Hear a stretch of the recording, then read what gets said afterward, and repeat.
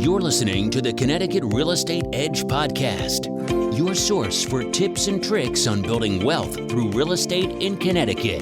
You will get the best techniques from leading local experts in real estate and lending. Now, here's your host, Robert Weinberg.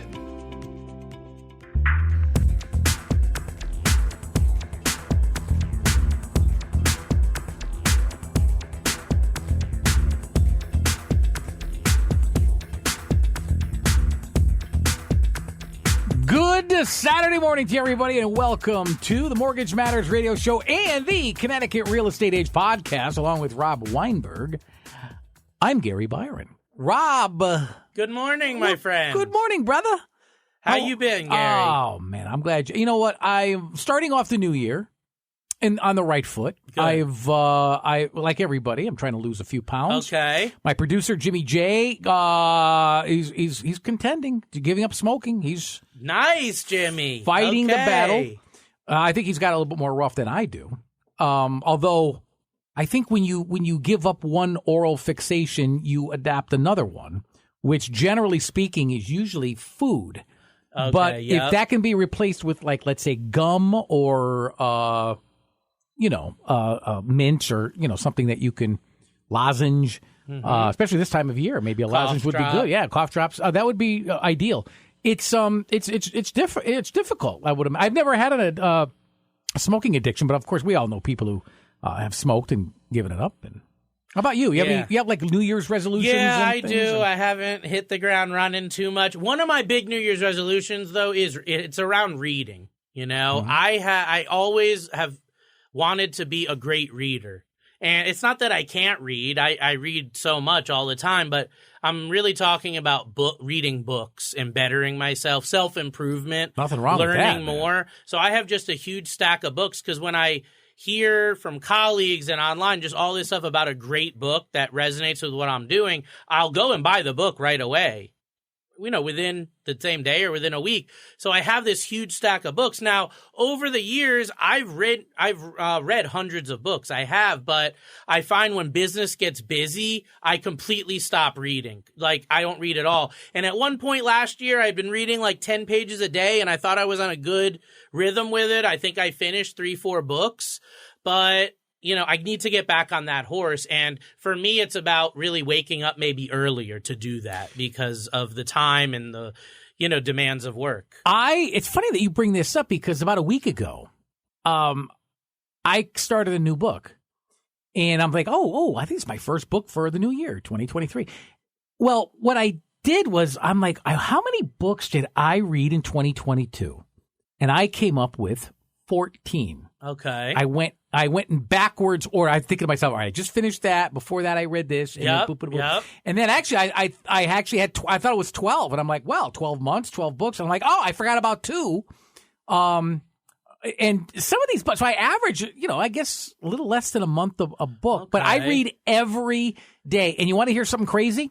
I don't read at the normal times that people read. Like sometimes people will read before they go to bed, because it helps them decompress the day and, and it helps them sleep, actually. I actually read on the weekends when I get up. Okay. And I don't read the paper. I'm reading my book. Right. And during the week, I read late afternoon, mid to late afternoon, 3 o'clock, 4 o'clock. And I'll read at least, my goal is a chapter a day. That's what I was going towards. I want to do 1 chapter a day. Some chapters are 50 pages. I haven't figured out the time. I also was going to do like first thing in the morning because I find myself up and dealing with my daughter and things in the morning. I'm not just getting up, getting dressed and going to work. I'm getting up. There's a routine. Sometimes I might be 20, 30 minutes before I get my daughter out of bed. So I need to take that time that I'm really not doing much with. Right now, I probably read the news and get up to date on what's going on. But instead of that reactionary stuff, I need to just take control of my day and start reading that immediately, even if it's just that 5-10 pages, a chapter, whatever. I need to get into doing that. That's really my number one resolution. I've only been reading at this pace in 10 years. I'd like to keep going on. I would like to read, a lot more than that. And there have been times in my lives where I'll have 3 or 4 books. I'm reading a few pages of this, a few pages of that. And I like it. I do like it. It's just, again, the time gets away from you when you don't prioritize things. And next thing you know, I haven't read a book in the last 4 months, really. I have one specific book that's been sitting on my desk. I'm like 3/4 of the way in, and I just have been so busy with all this stuff going on, and I haven't sat down and really buckled down and done it. So that's really where I'm at. What that means for our listeners and viewers, though, is I'm reading books about finance. I'm reading books about real estate, about mortgage, to give more content, to give more knowledge and education to everyone, that's out there, and expose this podcast, this radio show, to a way bigger audience. Because some of the books I have are about lead conversion and sales and marketing and YouTube and that sort of thing too. So for me, it's about self-improvement. Are you better tomorrow than you were today? And for our listeners that are looking to buy their first home, refinance and all that, today's show is probably right for you, because we're going to be talking about finding the best real estate agent. And that is, if not the most important, it's in the top couple important things when you're going about buying or selling a home. The realtor you're going to work with is so important. And it's something that gets asked to me over and over and over again. Most of my clients come to me before they've found a realtor. So I'm in a very unique position, because a lot of lenders don't get involved until they found the house or found the realtor, and we're getting in at halftime.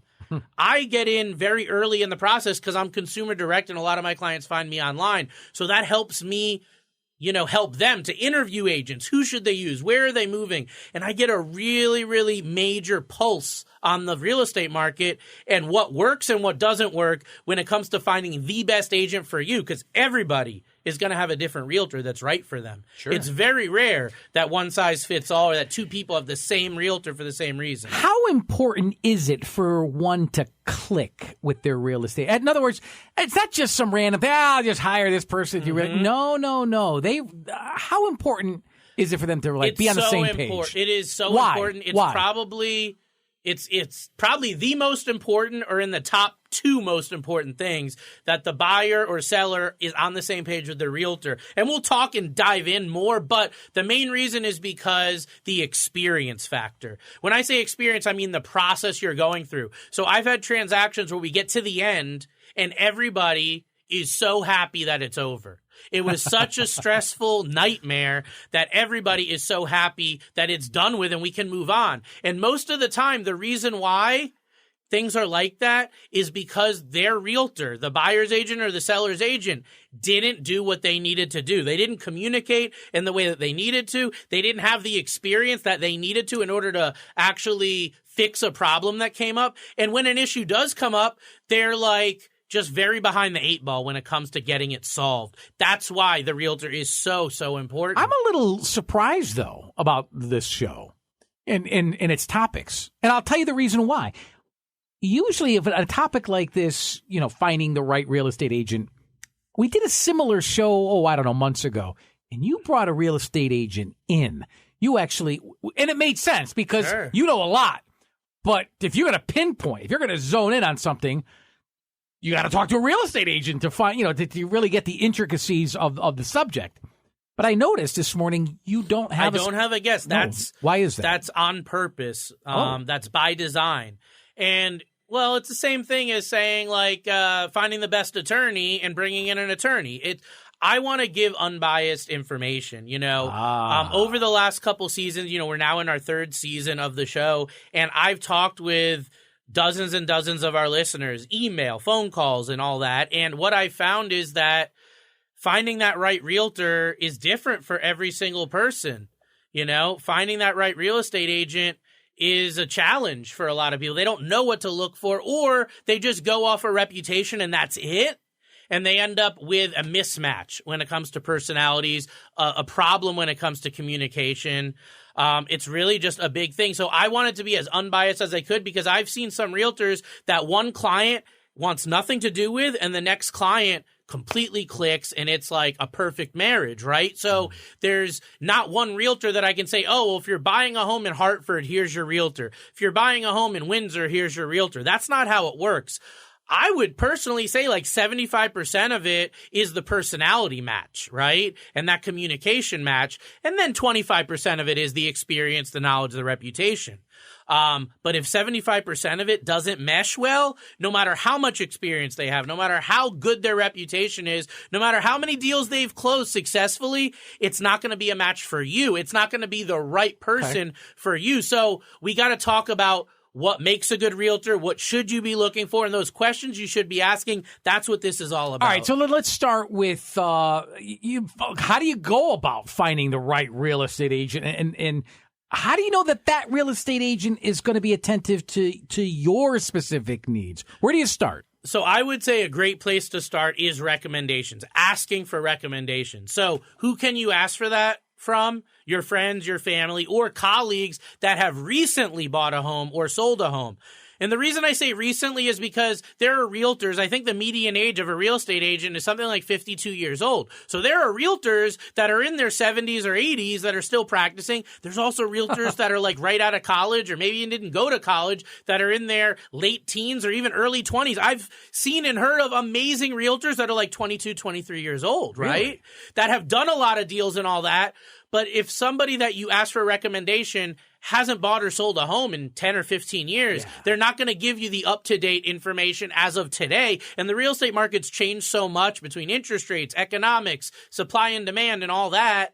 You really need someone that's boots on the ground right now. Another place is a lender. And I talked about how I get involved with this process very early on. So as soon as I pre-approve somebody, my next question is, who is your realtor? Who is your real estate professional and your personal expert that's going to help you go out into the marketplace and get your offer accepted? And the answer is either it's so-and-so or I don't know who I'm going to use. And if it is somebody that they've identified, then that's fine. But I want to make sure that I can communicate and get in play with that person, get in tune. If it's someone that they don't know who they're going to use, then I'm going to drill down more on where are you looking to buy, and I'll look at the type of loan and the type of buyer that they are, and I will want to match them up with a realtor that has a lot of recent experience in that niche. If you're a first-time home buyer getting an FHA loan, there's certain realtors that really, really do well with that type of buyer. If you're a veteran buyer putting no money down, there's certain realtors that may be veterans themselves that know how to navigate these waters.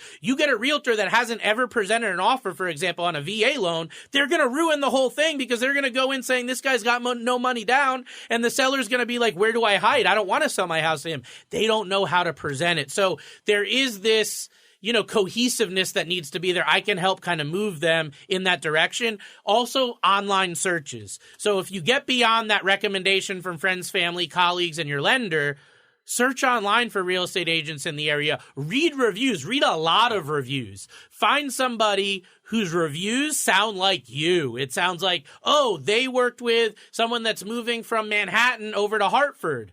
Okay, well, that's the type of person I am. That's what I'm doing. They worked with this family that, has 3 kids and a dog. Well, that's me. Again, find someone that you really mesh well with and read the reviews from the past clients that have gone through the whole thing. But Rob, there's got to be qualities that you look for, right? I mean, it's okay, well, we gelled. Well, but what kind of experience? Right. You talked about a moment ago. Well, I talked to somebody who was 22 years old and they're knocking it out of the park, and there's real estate agents who, I guess, independent agents. It could be 80, right. 80 or 90. They might sell 2 houses a year. Yeah, right? well, exactly. But there's got to be qualities, that they possess.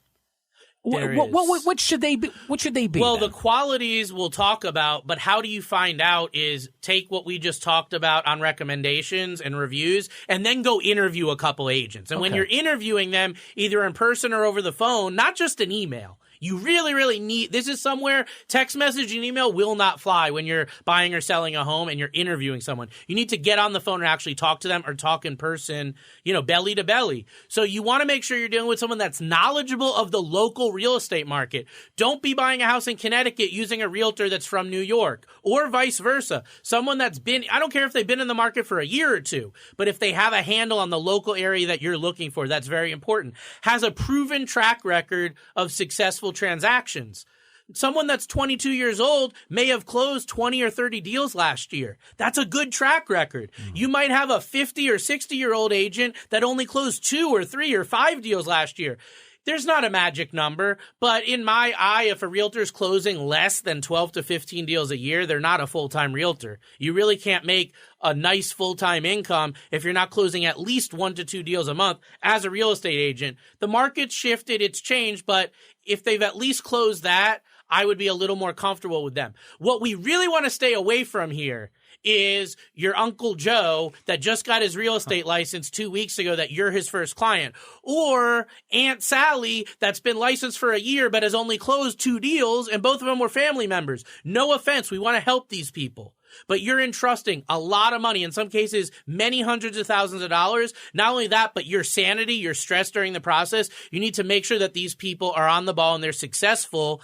They also need to be responsive. They need to be communicative. When you're calling them for that interview, are they not picking up and calling you back 3 hours later like, hey, I missed you? Or are they picking up right away with a professional greeting? If they're not there right away, are they texting you or emailing, hey, I'm on another line, let me get back to you? That communication is so important. There could be hundreds of phone calls and text messages and emails over the course of a transaction. And if that communication is not there, that responsiveness is not there, it's not going to work. But I don't know if someone is being straight with me. If somebody tells me, oh, yeah, I do 20 deals a year, like you just said, 12 to 15, if they're doing less than that, they're probably part-time.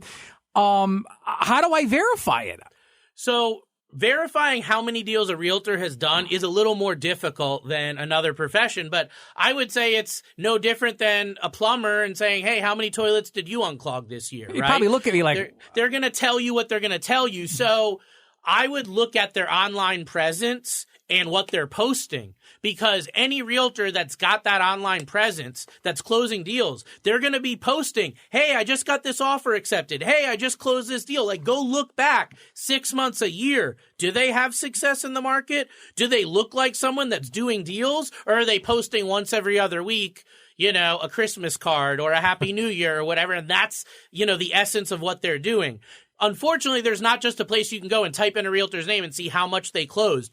Certain websites like Zillow or Realtor.com, while I usually don't recommend them, they sometimes will give you a little bit of data to say, hey, this person sold 5 homes on our website, or they have this many reviews. And it's good to see that they've got a lot of reviews on those real estate sites, because it shows you that they actually have clients, right? That's what we're talking about. But just read through those reviews carefully and be sure that they're legitimate reviews. They're not spam, you know, that sort of thing, just their family members only posting. You want real reviews from real people just like you. You want to check if they're a member of a professional organization. The National Association of Realtors is one, the Connecticut Board of Realtors. There's a bunch of associations you can look up. And the more associations that they are members of, the better, because those associations cost money.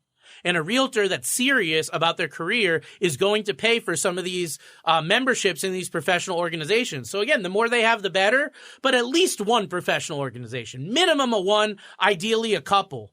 The next thing is going to be asking for references. So we talked about, you know, all of this stuff about looking online, but why don't you say to them, hey, I'm a first-time buyer. Can you give me the names and references for a couple first-time buyers you've worked with in the last year?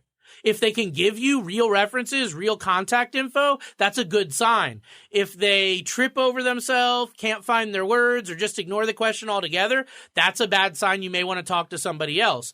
Now, as far as looking online if they're licensed or not, there is one website you can use for the state of Connecticut called eLicense. So it's elicense.ct.gov.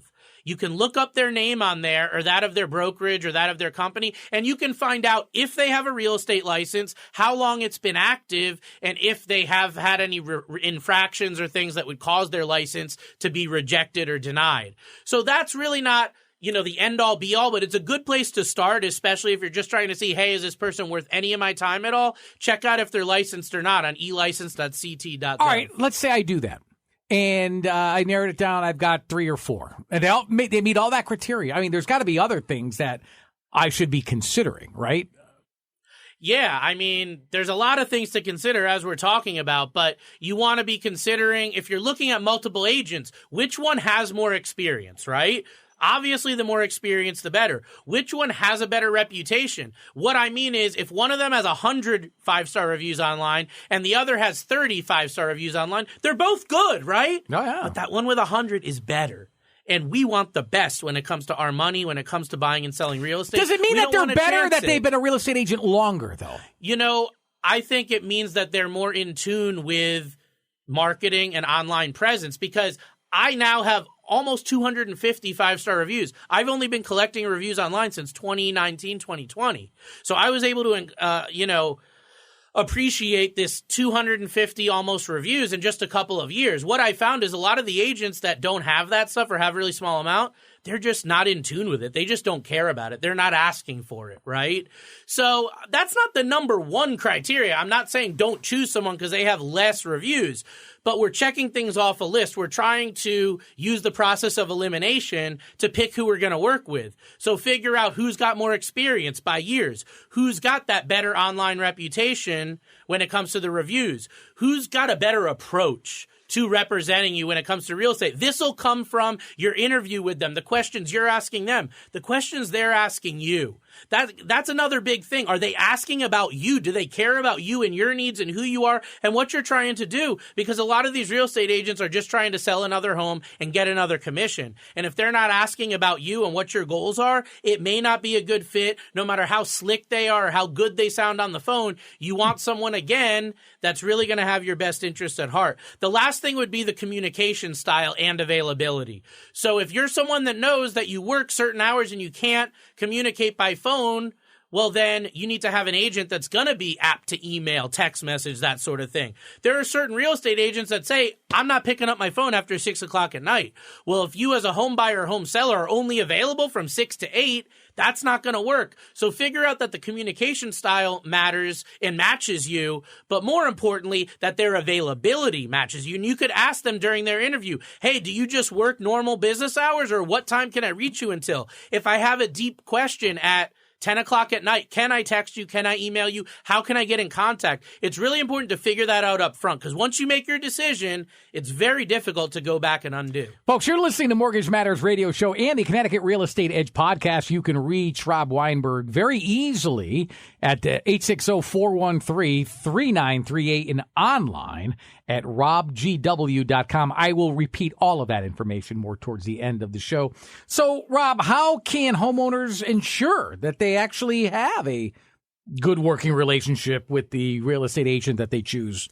Yeah, so I think setting up the right relationship, a really properly structured relationship that's going to be successful with your realtor, is number one is just setting expectations from the beginning, communicating openly and honestly, and setting clear expectations on what you're looking for from day one. I think by doing that, although it may be a little uncomfortable to have that conversation with someone that maybe you haven't met many times or you barely know, by ripping that Band-Aid off early and telling them, this is what I need, this is what I expect, and getting that out up front, it can really avoid a lot of these potential issues that can come up. You also want to be responsive too. Like, it goes both ways. When a realtor contacts you for information, you need to get back to them within a reasonable amount of time. I will tell you, as a lender and really the quarterback of my client's team when it comes to buying a home, I have the most success and I feel the best and the least stress when I'm working with clients that are very good communicators, right? It doesn't mean that they're high-level executives or have an English degree. It just means when we ask a question or have a concern, we get a response within a very, very quick timeline. It may be a couple minutes, it may be a couple hours, but getting an email from a realtor and waiting 3 days to respond, that's not going to work when you're buying a home, let alone when you're just looking for a good agent up front. And it's also important to be respectful of your agent. These are business people. These are professionals. You know, many of them have been involved in the industry for a long time. You need to treat them like the professionals that they are. You can't just not show up for a showing or completely disregard their time. You have to have that respect and also trust the agent's judgment. Trust their recommendations. If they've been doing this for 5 years, 10 years, or 30 years, take that into consideration when they recommend something to you. When they give you advice, respect that and trust that advice and really think about it. Don't just blow it off. All right, so you're saying communication is really at the heart of all this. So then what's the acceptable amount? Within 24 hours, can you get back to me? 48 hours? I mean, if you're in the middle of a transaction, I would say within a couple of hours is ideal. Oh. If you're just starting a relationship, under 24 hours, is good. I'll tell you right now, I have clients email me overnight last night, and as a lender, I'm emailing them back this morning. I'm in my office before I came here. I'm emailing them back, I'm saying, hey, here's what you need. It was like they emailed me, let's say at 11 o'clock last night. They're getting a response at 7 a.m., 6 a.m. when I'm in the office before the show. So within 12 hours is ideal, definitely within 24 hours, without a doubt. And also the communication preference, text, email, phone call. What is that for you? What do you prefer? What are your available hours as a buyer? Like if they text you at 3 a.m., are you going to respond? Not that I know why they would, but... All right, well, but so the homeowners themselves have a responsibility as far as preparing maybe a process of buying or selling a home with their real estate agent. It's not all just on the real estate agent, right? It's the homeowners. Yeah, there's a big process, obviously, to get your home ready and all that. When you're getting ready to go through that process of buying or selling a home, you need to do the research like we're talking about. You need to set your budget, right? And a lot of that's going to come from your lender helping you set the budget. But you as a home buyer might have something in your budget that just says, I can't spend more than $2,500 a month for my new mortgage payment. You can bring that up to your lender early on in the process. That'll help us reverse engineer an amount that you're comfortable with. Getting pre-approved up front, we've talked about it on countless shows. Before you even get to that step of sitting down and looking at homes with a realtor, you got to get pre-approved for a mortgage if you're getting one. If you're a cash buyer, you can skip that, but in most cases, you're going to be getting a mortgage of some amount to help you finish up that transaction. It's also good to have a clear idea of what you're looking for in a home. So figure out, what are your non-negotiables? How many bedrooms? How many bathrooms? What are the amenities you want? Saltwater pool or a home office, things of that nature. Garage, you need to know that. It's going to make your realtor's job so much easier when it comes to finding you a home. And the last thing is be open to their recommendations. You really need to be open to what they tell you. All right, Rob, I'm running out of time. A quick answer to this, but I got to ask it. People are making mistakes. Obviously, this is why this show is so key.